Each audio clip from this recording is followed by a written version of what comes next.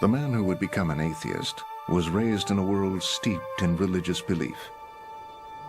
His home was a small town where, like so many towns in the 19th century in Eastern Europe, a community of Jews lived among a majority of Catholics.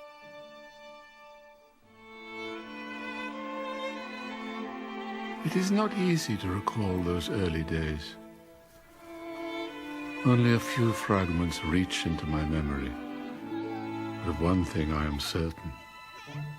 Deep within me there continues to live the happy child from Freiburg, the son of a youthful mother, the boy who received from this air, from this soil, the first indelible impressions.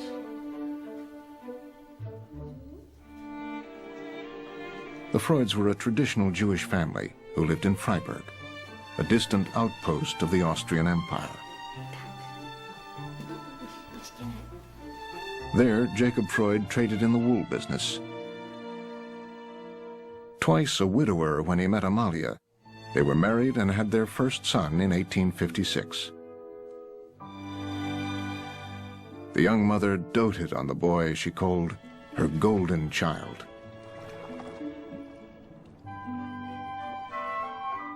I have found that people who know they are favored by their mother give evidence in their lives of an unshakable optimism, which often seems like heroic attributes and brings actual success to their possessors.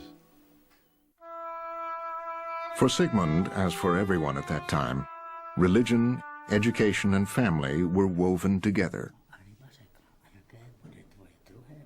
I was still a young boy when my father started to teach me to read, using the Bible to instruct me in both German and a Hebrew of our ancestors. Freud had a very close relationship with his father. He was home instructed, probably till almost the age of 9. And as he wrote later, Freud became very immersed in the Bible and in studies of the Bible.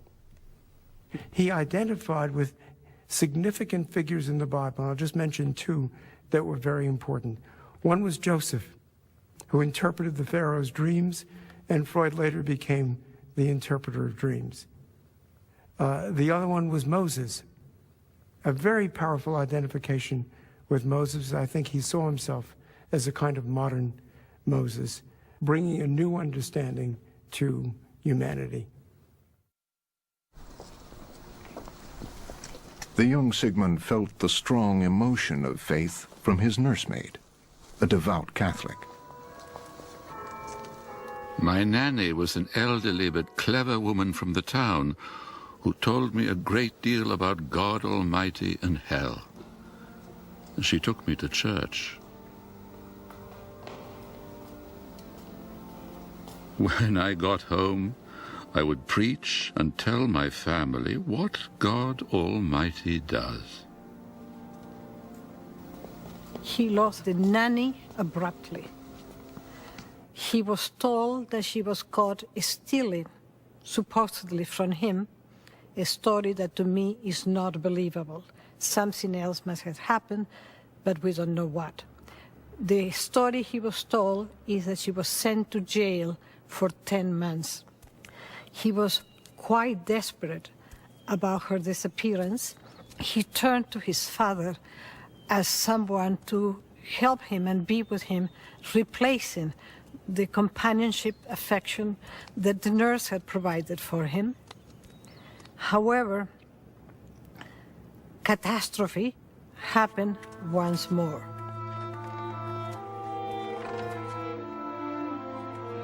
The branch of industry in which my father was concerned collapsed. He lost all his means, and we were forced to leave Freiburg and move to Vienna. So they changed from this little town in which they had a comfortable, good enough life, accepted, respected, to the ghetto of Vienna. And there the father was unable to earn a living. And from that moment on, they had poverty. The one hope in this new, diminished life was their gifted son, Sigmund. But his future presented a dilemma. Jacob Freud wanted to maintain his son's religious heritage, yet he also wanted him to succeed in the secular world outside the ghetto. His father hired a tutor, and that tutor gave him some rudimentary lessons in biblical Hebrew so he could read prayers. In retrospect, he sees this as a kind of a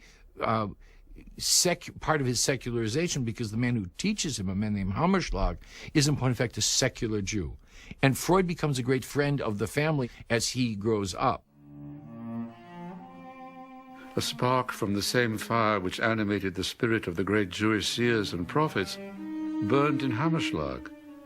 Religious instruction served him as a way of educating the young toward love of the humanities. He made Jewish history flow out far beyond the limitations of nationalism or dogma. Sigmund easily won admission to secondary school. There, he would enter a whole new life. The second half of the 19th century is distinguished by the war between science and religion. That was not always the case. Newton was a deeply religious man. Kepler said, "I think your thoughts, O God." The more and more natural phenomena were explained in a scientific way rather than supernaturally, the more religion felt threatened. And I heard one clergyman say that belief in miracles began to subside with the invention of the electric light bulb. That let there be light. The new teaching captivated his imagination. I felt an overpowering need to understand something of the riddles of the world in which we live, and perhaps even to contribute something to their solution. I came to know all the fields of science, but to which of them would I choose to dedicate my life?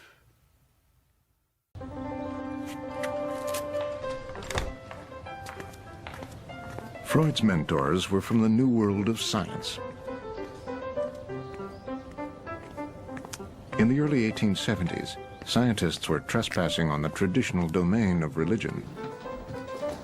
This rebellion against the established order appealed to the young, ambitious Sigmund Freud. Freud enters into the university at a point where materialism, the notion that our bodies are collections of chemicals and chemical processes, has been victorious. The body now becomes something mechanical that can be understood through science, through lab science. I mean, this is a world in which realities of the body are at the center, not the metaphysics of the spirit. The theories of Darwin, which were then of topical interest, strongly attracted me, because they held out hopes of an extraordinary advance in our understanding of the world. He's a very smart guy, and he's reading the hot philosophers of the late 19th century. He reads Feuerbach, he reads or at least learns about Nietzsche. They argue that human beings have to be understood as biological entities in the world. Freud's passion was science. But the material world didn't replace his old love of the humanities. Along with biology and mathematics, he also chose a class on religious belief given by the philosopher Franz Brentano, a former Catholic priest. Brentano demonstrates the existence of God with as little bias and as much precision as another might argue the advantage of the wave over the emission theory. Franz Brentano is one of the cult figures at the university when Freud is studying. He's a guy who has this kind of charisma that we associate with the great teacher. Brentano's philosophy is, in point of fact, a kind of a throwback philosophy. It's a philosophy that is, to be simplistic about it, romantic in its attempt to tie up every aspect of the universe. I hope that In the end, you will all be more persuaded that a casual study of philosophy leads us away from God. But to delve more deeply into it is to be led back to Him again. I have not escaped from his influence. I am not capable of refuting the simple theistic argument that constitutes the crown of his deliberations. Indeed, I am making a thorough study of his philosophy. Meanwhile, I reserve judgment as to the question of theism and materialism. Freud, not only with Brentano, but with others, and especially within himself, contemplated and reflected upon the whole question of the proof of the existence of God, or the converse, disproving the existence of God. He came to the conclusion that it was not possible to definitively prove or disprove God's existence because it is not really a scientific question. Faced with the material world and the spiritual, Freud made his choice. I found rest and satisfaction in the physiological laboratory of the great Ernst Brücke. For 6 years, through painstaking study, I learnt the importance of observation in science. This was the foundation of everything. Through the end of the century, there are all sorts of major discoveries about the mechanics of the nervous system, and Freud is right in the middle of that. Freud's a neurologist. He learns how nerves work. When Freud goes off and studies the nervous systems of primitive animals, he's doing cutting-edge work. But his years in pure research ended in disappointment. My teacher strongly advised me, in view of my bad financial position, to abandon my theoretical career. I followed his advice, left the laboratory, and entered the general hospital, where I became a junior resident. Freud is establishing himself as a physician. He wants to be a professor, but this is really difficult. He's going to have to establish himself, but as somebody who's going to have a practice dealing with sick people. So on the one hand, he's got this professional moment, and this is the moment when young men decide they're going to get married. Freud had met Martha Bernays, a young woman from a distinguished and deeply religious Jewish family, and they fell in love. If today were to be my last on earth, and someone asked me how I had fared, he would be told, I haven't been happy simply because of the anticipation of one day having you to myself, and of the certainty that you love me.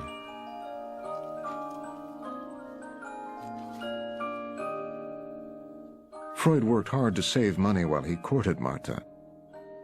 They waited for 4 years. But when they finally married, Freud would not allow Martha to practice her faith in their household.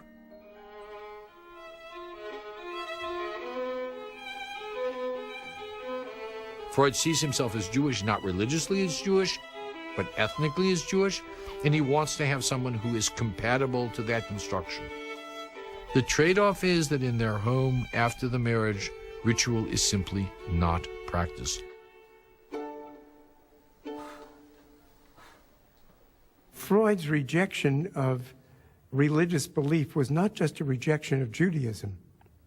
It was a rejection of what he considered to be a belief in the supernatural, in magic and mysticism, which he regarded as something quite apart from being realistic. Science asserts that there are no sources of knowledge of the universe other than carefully scrutinized observations, in other words, what we call research. And alongside it, no knowledge derived from revelation, intuition, or inspiration.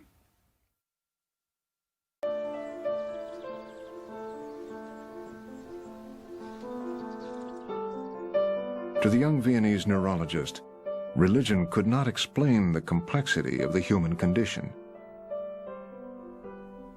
This problem led him to the most critical insight of his life and his work. Freud gets a fellowship to go to Paris.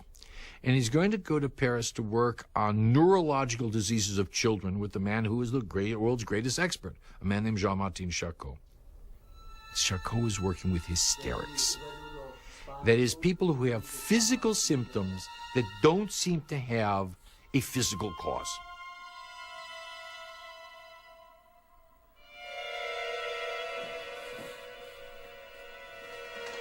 What Charcot demonstrated to Freud was that he could induce symptoms through hypnosis that mimicked and mimed the same symptoms the hysterics showed without hypnosis.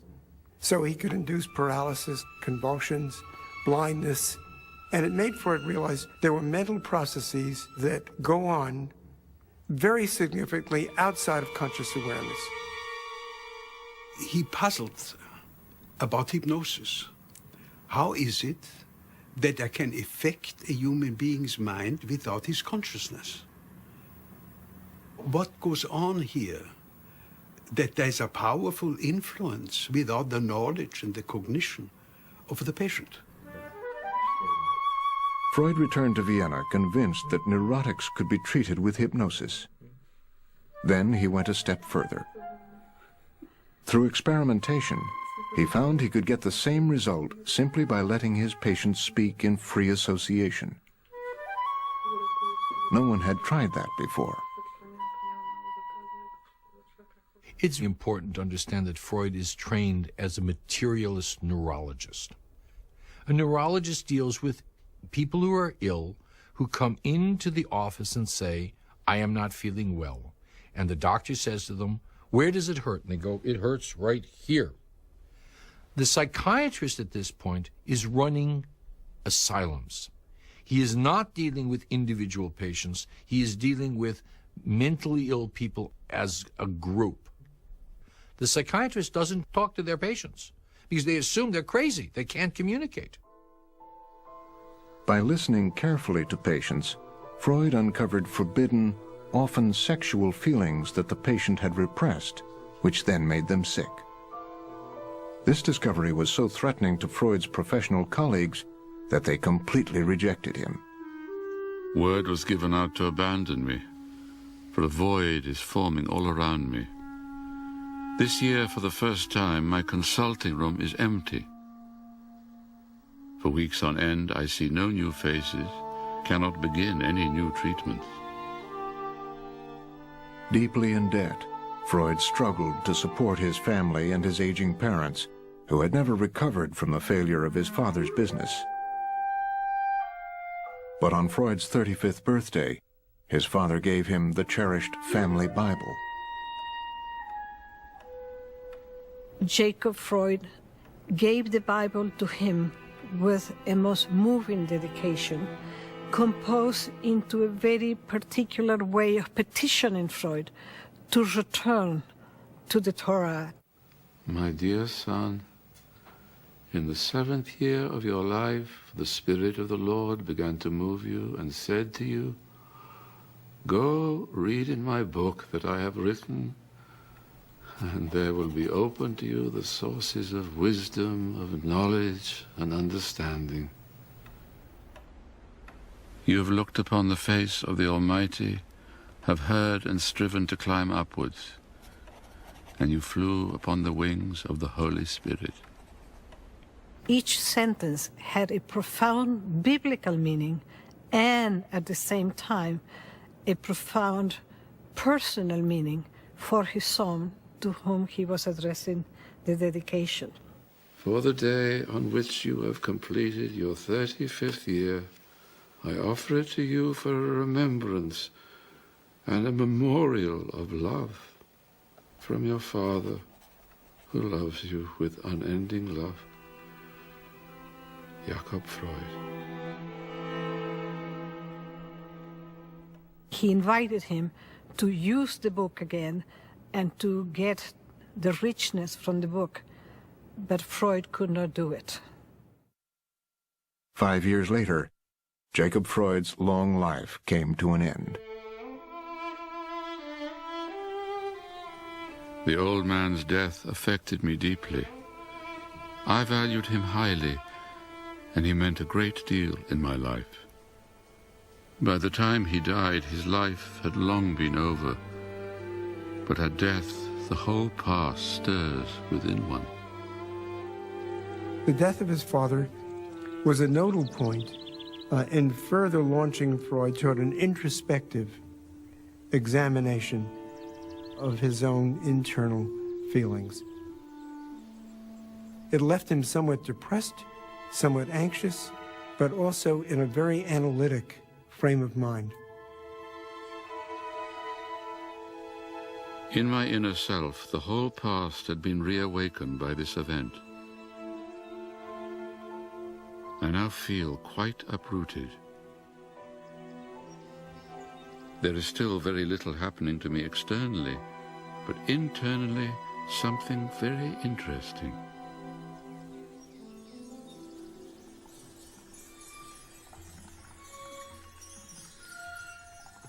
I am led to my own dreams.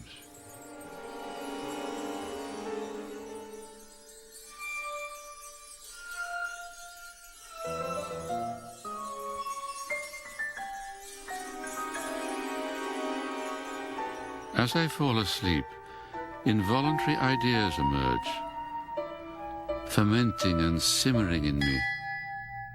Masses of bristling riddles lie round about. They lead me through all the events of my childhood.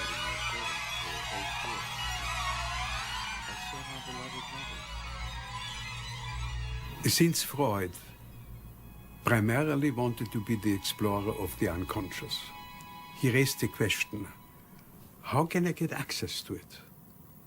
What are opening windows to take a look into the unconscious mechanisms? And then he said, dreams. Dreams, while I'm not conscious, my brain produces a variety of images, pictures, and stories beyond my consciousness. So it must be within the unconscious. So the dream gives me access to the function of the unconscious. The founder of psychoanalysis turned his new technique on himself. For 4 years, he carefully analyzed his own dreams, with startling results. My libido toward my mother was awakened on the occasion of a journey during which we must have spent the night together, and there must have been the opportunity of seeing her nude. In my own case, I discovered that I was in love with my mother, and now consider it a universal event in early childhood.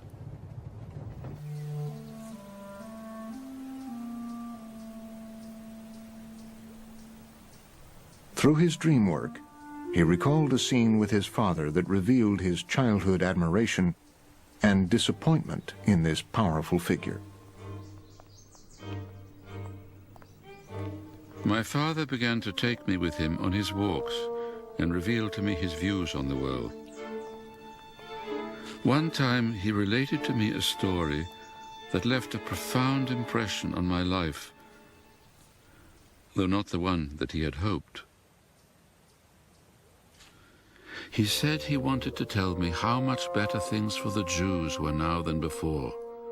Then he told me, "When I was a young man, I went for a walk in the streets of your birthplace. I had a new fur cap on my head.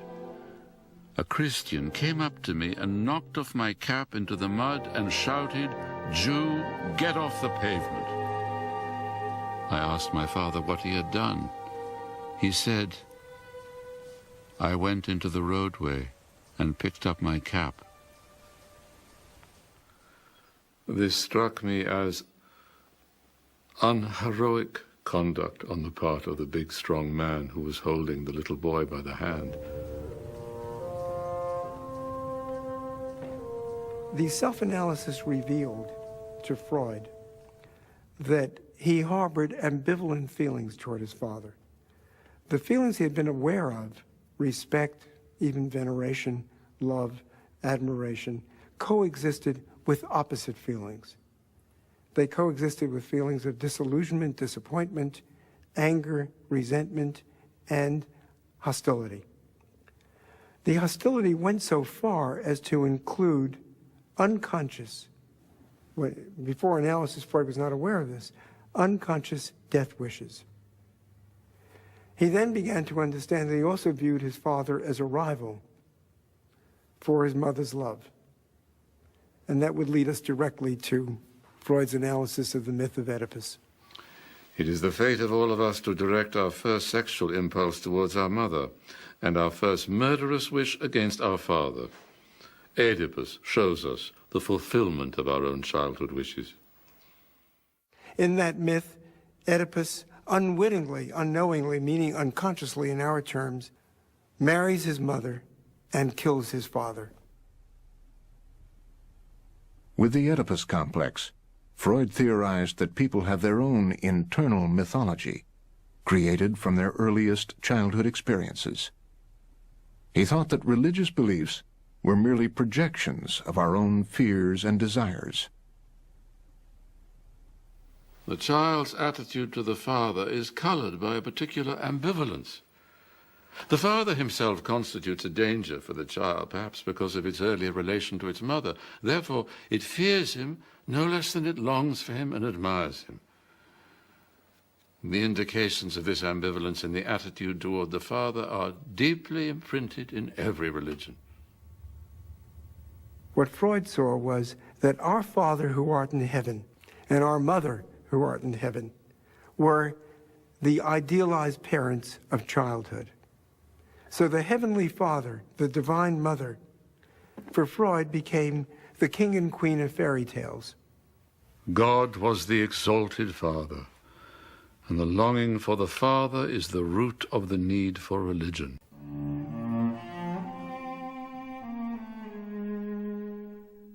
Freud called religion an illusion. For over 30 years, he developed this idea in his enormous body of work. His first major book, The Interpretation of Dreams, was published in 1900, a book for the new century. I completed the dream book. I was once again intoxicated with a hope that a step toward freedom and well-being had been taken. The book flops. It falls on its head in a way that is unbelievable, because the medical scholars read this and say, it's nothing to do with medicine. The popular reception is virtually zero. Freud is desperate. Not a leaf stirred to reveal that the interpretation of dreams had any impact on anyone. Understanding was meager. Praise was doled out like alms. It takes an enormous amount of time to sell the first 100 copies of the book. But based on that book, Freud is now taken seriously in a subgroup in medicine and in culture in Vienna. A group of followers, Alfred Adler, Carl Jung, Otto Rank, gathered around Freud and his work. The group gave themselves the name the Vienna Psychoanalytic Society. Within 20 years, there were dozens like it throughout the world.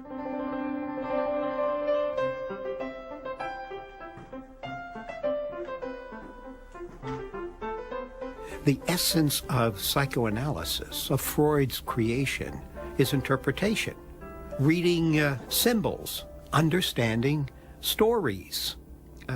It's this interpretive thrust, which I've always felt is so Jewish in Freud.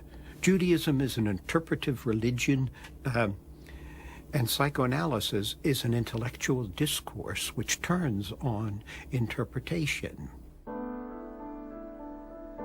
From his work in The Interpretation of Dreams, Freud began to see that mythology reflected human history and human psychology too. On his desk, there was a collection of statues, heads, busts, figurines, ancient objects that had been dug up. Freud imagined himself as the archaeologist of the soul. And so one of the things that he does is to think about this notion of the psyche as having levels, as being equivalent to the levels that the archaeologist digs through. But he also understood that those levels represented different civilizations, different stages of development of civilization. Religion is something that Freud sees as something that has to do with the archaic past of human beings. And these objects, these beautiful aesthetic objects, are also ritual objects. He identifies in the language of religion and mythology terms that can be appropriated for scientific use. He retools pre-Christian Greek stories and sees them as oracles to the inner workings of humankind, and then arranges a scientific approach to understanding that phenomena within the structures of rationality. Religions owe their compulsive power to reawaken memories of very ancient, forgotten, highly emotional episodes of human history.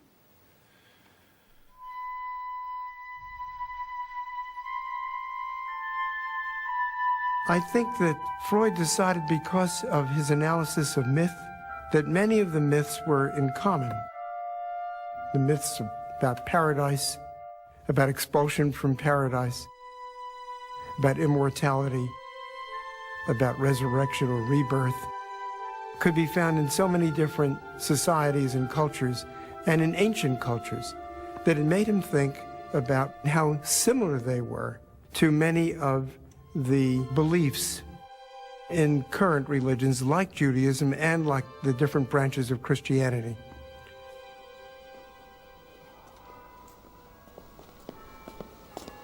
Freud tells the story of being brought to a church and being sort of overwhelmed by the spectacle. He tells this as an adult about a childhood memory. He tells other stories about the nanny also, about the seductive power of the nanny in terms of her belief, her piety. These stories Freud tells to talk about the pitfalls of religion. He doesn't like religious practice, so he says only a child would have been suckered by these candles and this incense.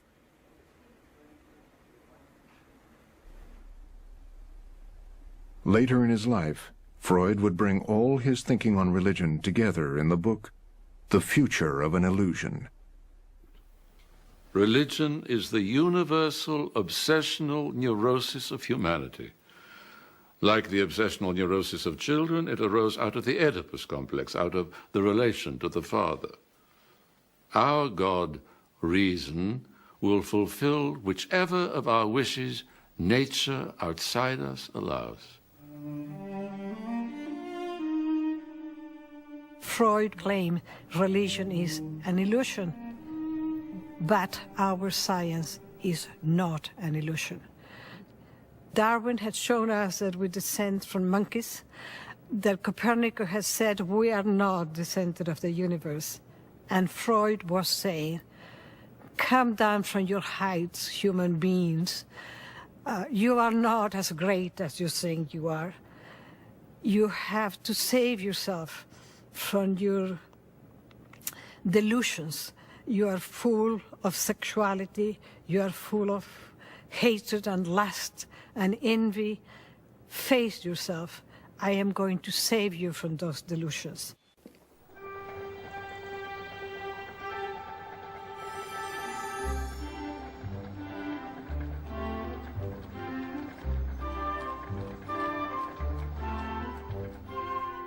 In the first decade of the 20th century, Viennese society was all gaiety and glitter.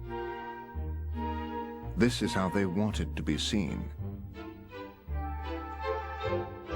But day after day in his practice, Sigmund Freud saw the other side of Vienna, people who were deeply unhappy and who did not know why. Freud showed that humans are not masters in their own house, that to some degree we are ruled in an unruly way by unconscious forces outside of our awareness. Psychoanalysis has taught us that our intellect is a feeble thing, a tool of our instincts, and that we are all compelled to behave cleverly or stupidly by the commands of our emotional attitudes. For him, unconscious life is a dynamic life, is the repository of our experiences, of our wishes, of our needs, which have been repressed, which couldn't be acted upon. And he said there's nothing more important in his work than to say, I open up a new territory of man's existence, namely his unconsciousness.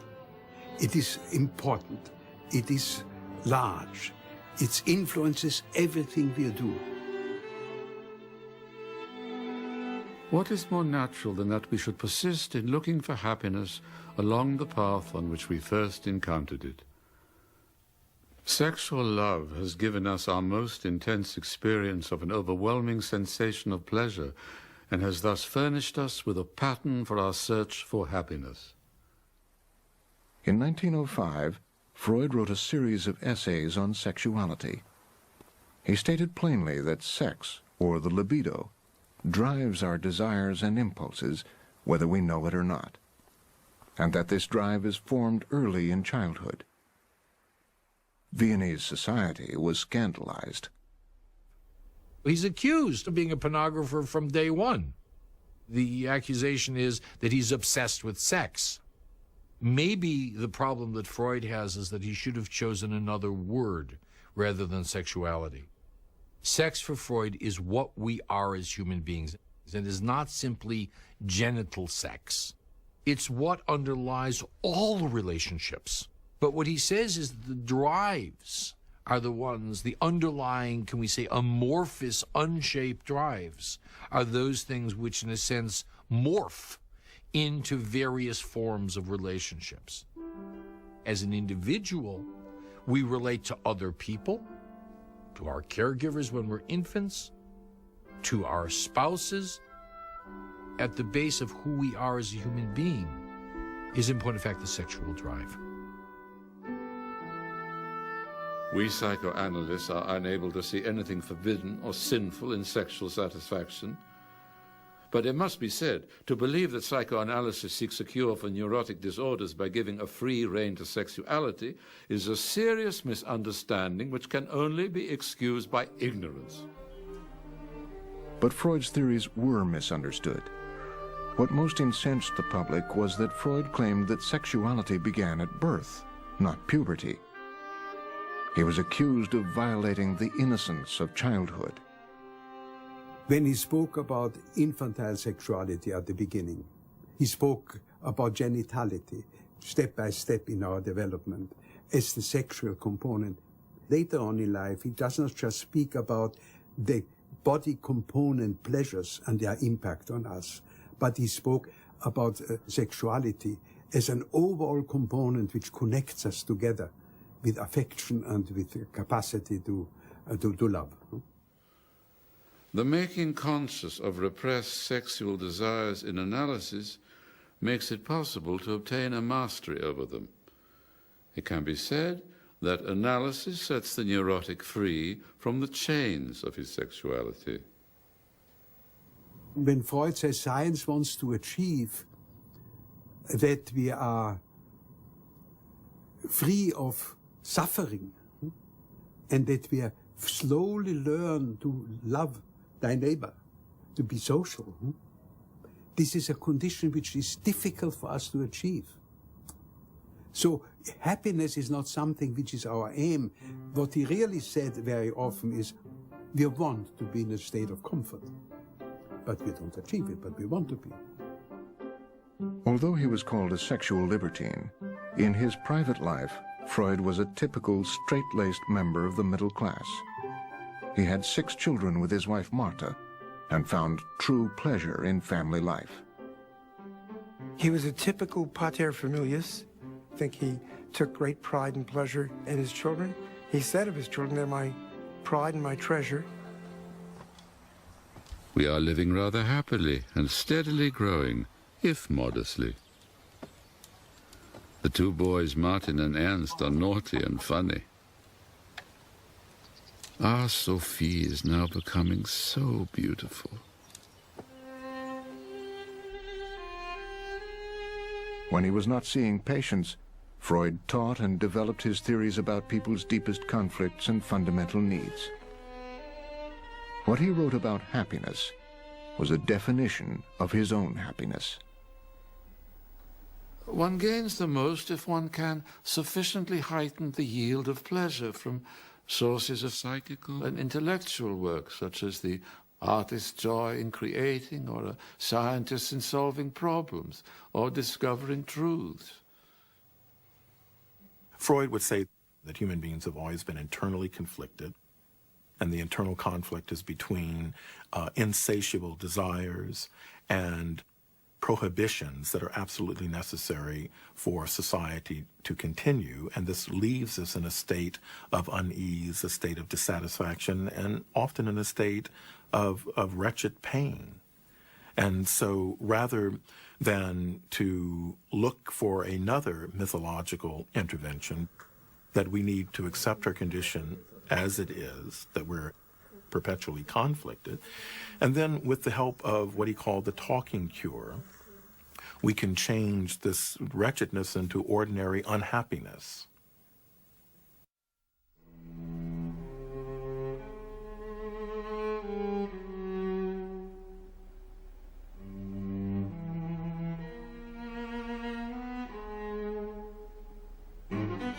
Freud saw human life drawn between two powerful and opposing forces.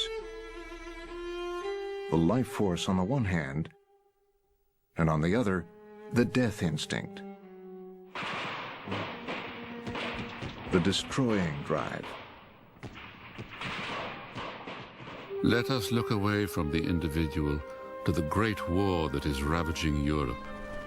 Think of the excess of brutality, cruelty, and mendacity which is now allowed to spread itself over the civilized world.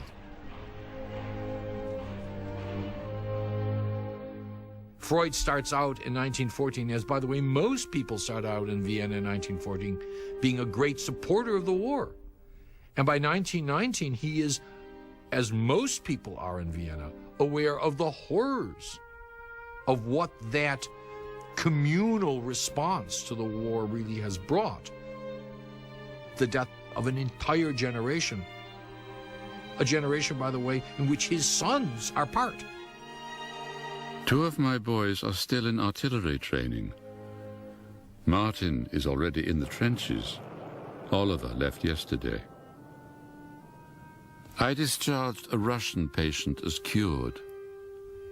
2 weeks later, he became my enemy who might, for all I know, shoot at one of my sons. After the First World War, there's a very interesting kind of shift, which is that Freud, who in a sense had been always interested in the growth potential of human beings, suddenly becomes aware that there's a dark side to human beings.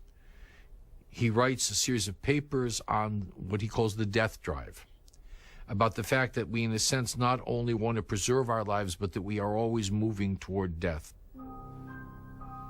And suddenly he starts to understand evil not only as part of individual development, but also part of society.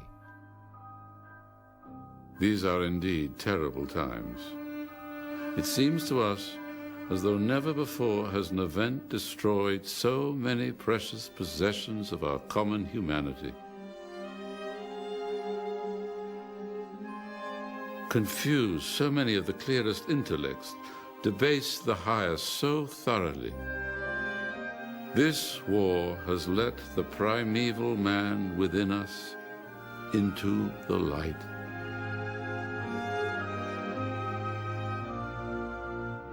The savagery of war propelled him to a deeper study of man's nature.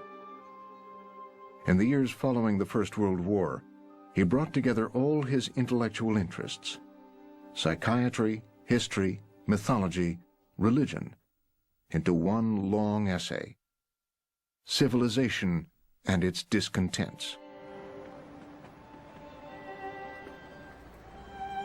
Civilization was based upon the fact that people were capable of regulating their instincts, regulating their most primitive, antisocial, anti-familial instincts. One could be jealous of a brother, one could want to have incest with a sister, but it was important that a regulated human being never act out such impulses. In fact, Freud at one point said, the person who first hurled a word, an insult, so to speak, instead of a spear, was the founder of civilization. Civilization is perpetually threatened with disintegration. Instinctual passions are stronger than reason. Civilization has to use its utmost efforts in order to set limits to man's aggressive instincts. Freud does not assume any sort of external moral world which is transcendental. He sees this as part of internal processes functioning in terms of the way that we set up laws. In our view, the truth of religion may be altogether disregarded. Its doctrines carry with them the stamp of the times in which they are originated, the ignorant childhood days of this human race. Originally, religious attitudes, faith in a supreme being, comes from the early parent relationship. The parent who helps the child towards self-regulation, towards self-control, the parent who teaches the child that certain impulses like to scratch, bite, kick, and so forth are not to be expressed and have to be controlled. The child's sense of what is right and wrong, what's acceptable and unacceptable, in Freud's terms, comes from what the parent approves of or disapproves of. But those relationships, for Freud, become internalized. So eventually the voice of conscience is from within. What's evil within us then is not the devil. The devil are the primitive passions and impulses within ourselves which threaten us from within, not from without. And when we say, "Get thee behind me, Satan," what is really meant, in following Freud's thought, is, I will not allow these passions to rule me. I will be master of my own passions. It is always possible to bind together a considerable number of people in love, so long as there are other people left over to receive the manifestations of their aggressiveness. When once the Apostle Paul had posited universal love between men as the foundation of his Christian community, extreme intolerance on the part of Christendom towards those who remained outside it became the inevitable consequence. Freud saw his destiny to rescue human beings from their self-deceptions, their convictions that they were so great, so full of love, so full of self-knowledge, and to demonstrate to them that they were deceiving themselves, that they were dominated by sexuality, by passions, by anger, by hatred. But there was another category of human misery not created by people, and against which there was no defense. In the great flu epidemic that followed in the wake of the First World War, Freud lost his daughter Sophie. She was 23 years old and pregnant with her third child. It was a senseless, brutal act of fate which has robbed us of our Sophie. Tomorrow she will be cremated, our Sunday child. I do not know whether cheerfulness will ever call on us again. My poor wife has been hit too hard. Indeed, a mother is not to be consoled. And as I am now discovering, nor is a father. 3 years later, Sophie's 4-year-old son, Heinle, also died. He was an enchanting fellow. And I know that I have hardly ever loved a human being. Certainly never a child as much as him. I find this loss very hard to bear.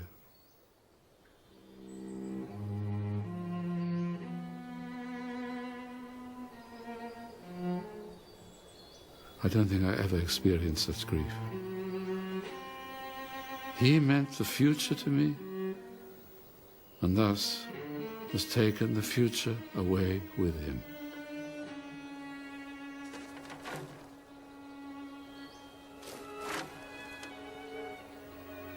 As the deepest of unbelievers, I have no one to accuse, and I know there is no place where one can lodge an accusation.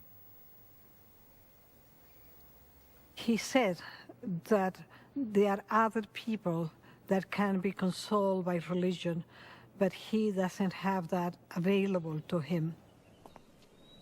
And once more, he resorts to the same stance in relation to himself. He's going to hold himself up. He's going to tolerate the pain. He's going to tolerate the suffering without consolation. And that is what he has accepted. Life is hard, and he will take it. My father is here with a very old friend of his. In this picture, neither of these two men knew that they were photographed. That is why the whole thing is so natural.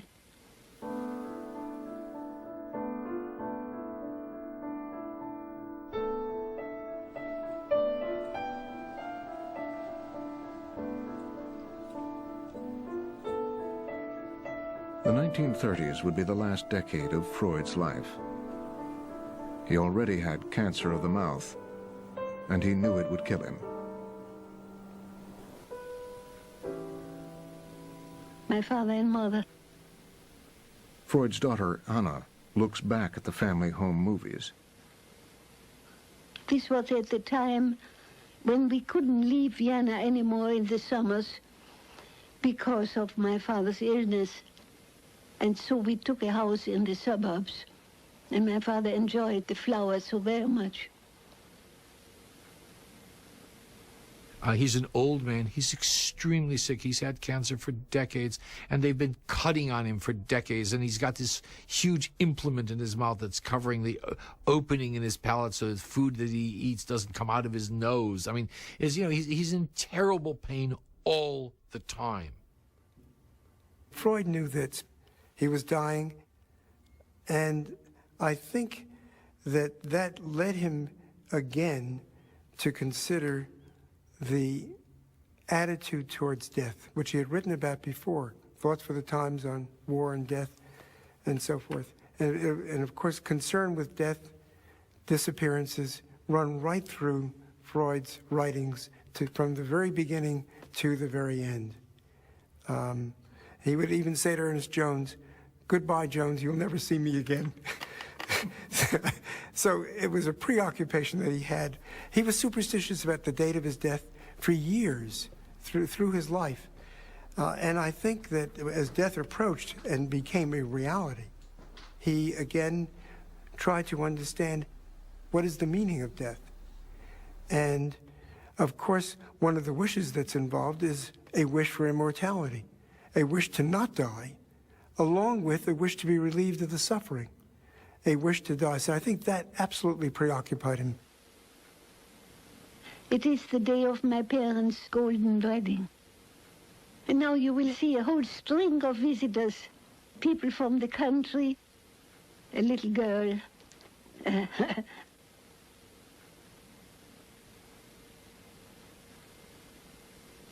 This is one of my father's sisters, one of those who died in concentration camps. Meet Sie, Freud. Hitler had been elected chancellor in Germany. When the Nazis started burning books, Freud's were among the first consigned to the flames. Gegen seelenzersetzende Überschätzung des Triebslebens. Für den Art der menschlichen Seele. Ich übergebe dem Feuer die Schriften der Schule Sigmund Freud.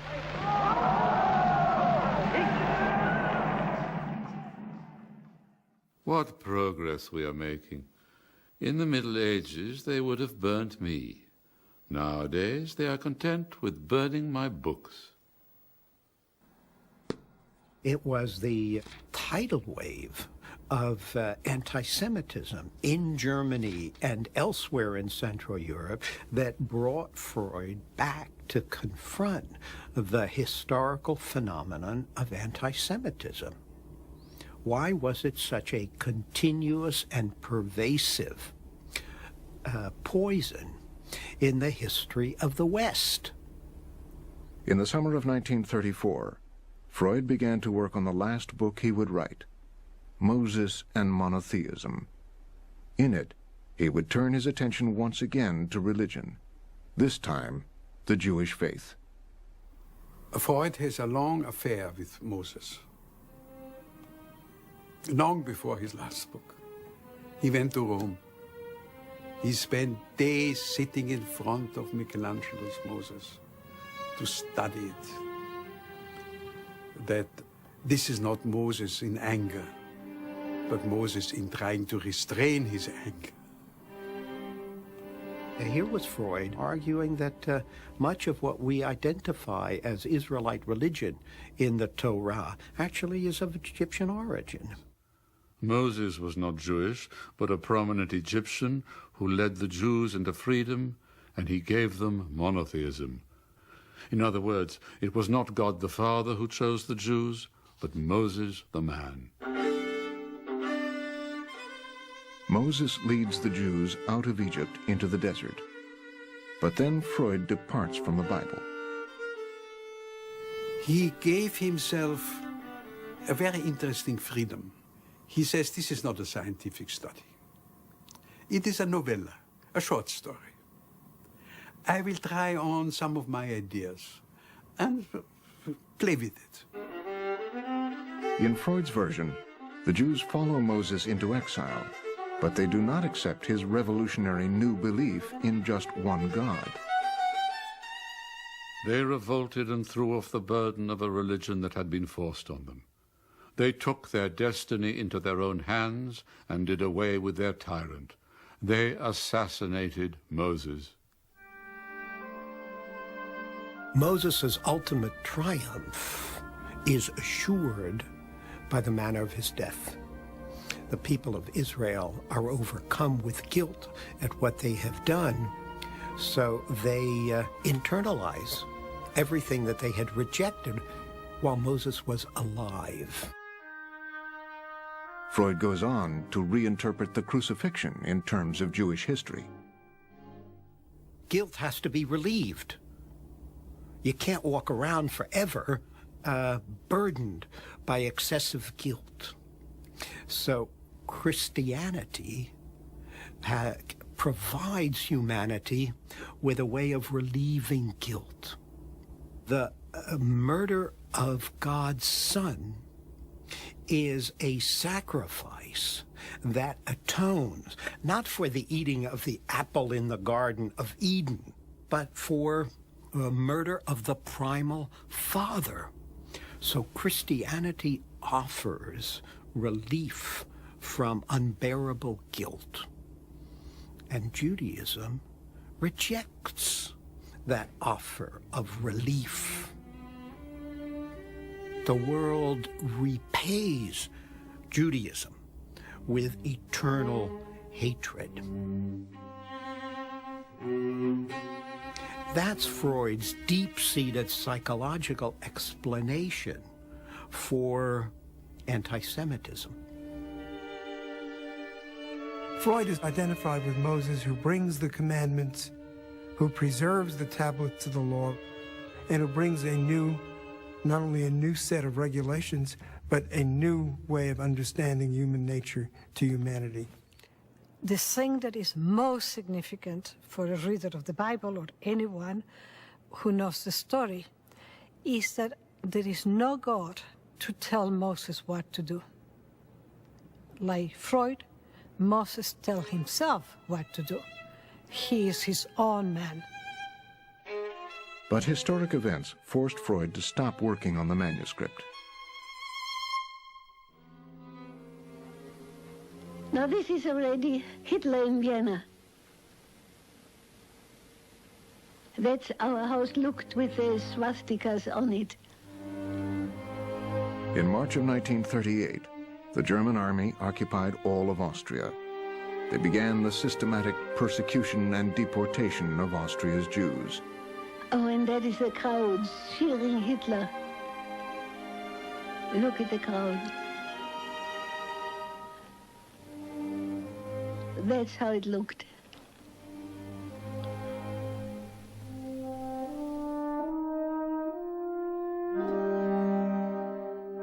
It was an extraordinarily disturbed period.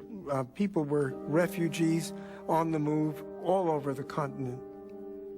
He clearly didn't appreciate the monstrous nature of the brutality that the Nazis had in mind. He didn't foresee that the burning of the books was a prelude to the burning of people. Finally, Freud saw the danger and allowed friends to buy the visas that would permit him to leave with his family. We are waiting more or less patiently for our affairs to be settled. In view of the little time we have left to live, I fret at the delay. Anna's youthful vigor and optimistic energy have fortunately remained unshaken. Otherwise, life would be difficult to carry on at all.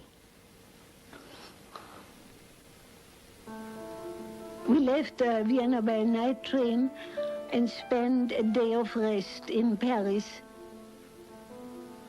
My brother Ernst, who came to Paris to meet us. My father hoped to see something of Paris again, but he was too tired from the trip.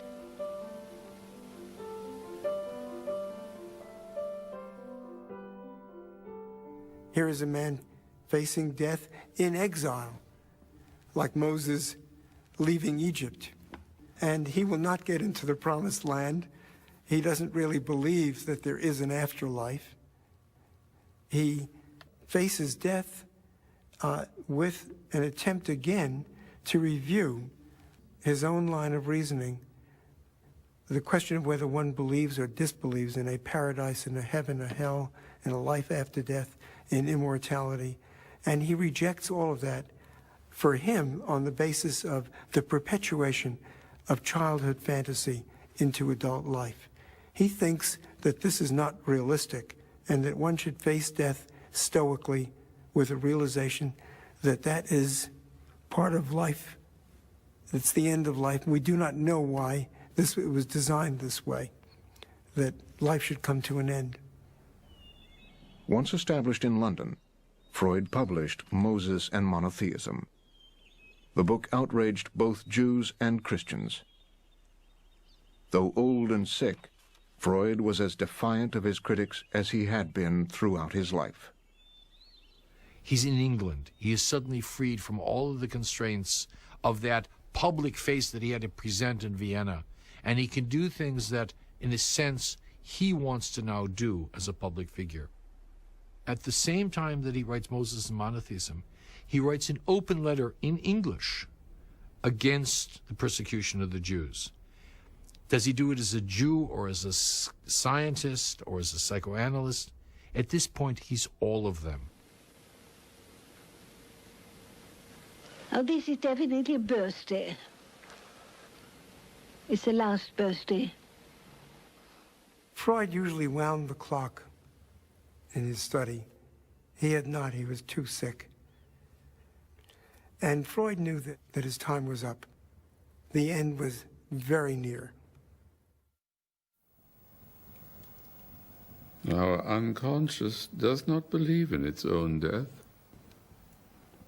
It behaves as if it were immortal. We cannot imagine our own death, and when we attempt to do so, we can perceive that we are, in fact, still spectators. He faced a great deal of pain and suffering with as minimal treatment as possible because he was always concerned that it might interfere with his thought processes.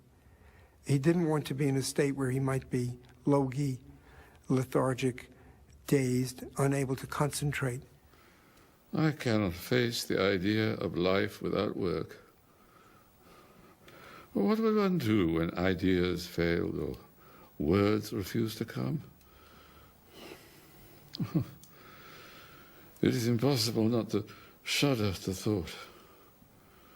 All of a sudden, he has to come to terms with this new life, and he does it remarkably. I mean, it's an enormously productive moment given all of these other constraints. And his arrangement, of course, with his physician was that if he was no longer, this was an arrangement that went back to Vienna, he was no longer able to deal with the pain of the cancer, he would be given an overdose of morphine, which at some point he decides he actually needs. My dear Sure, you remember our first talk? You promised me then you would not forsake me when the time had come. It is only torture now. It no longer makes any sense. He had all his antiquities with him, all his gods that he talked to, and his personal intellectual life there with him. It is my personal conviction that the ghost of Moses, it was saying to him, come on, have the courage to get rid of God to the very end. And he died as self-possessed he has lived, not asking for consolation, not asking anyone to protect him, but simply dying as he had lived, with this kind of rebellious, defiant, and conqueror's stance.